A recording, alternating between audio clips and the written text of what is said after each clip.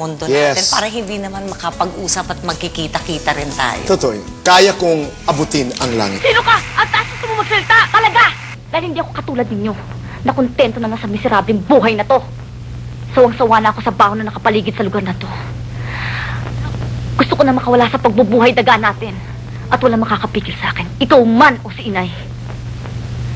Kaya ako mag-ambisyon man ako. Karapatan ko lang yon. At pabayaan ninyo ako. Ayoko ng masikip. Ayoko ng putik. Bading Diba? putik. If there's a film I want to do again. Ito yun. Yeah. Kasi offbeat eh. Right. It's not the typical pagbida ka, nakakaawa ka, or cute ka. Ayoko nga ng cute. Gusto ko charming. Naku, gusto ko charming. Ano ba yun?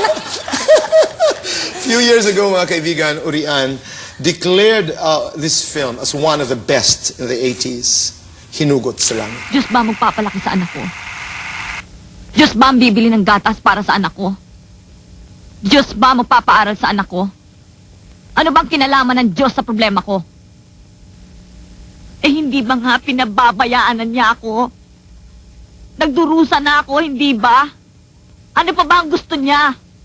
Ano pa ba ang gusto mo? Wow. Yeah, I remember that film. One-on-one kami ni Ishmael Bernal. Never kasi ako nakapag-workshop sa buong 38 years ko sa showbiz. Never. Yun yung workshop na napaka-special for me. Kasi every scene, kaming dalawa lang. Hindi ba napaka-bless ko? Totoo. Imagine. For kaming example, I mean, go to a scene and what would the great Bernal would do? Sabi niya, yung phone scene, that's my favorite actually. May mga ganong ka, di ba?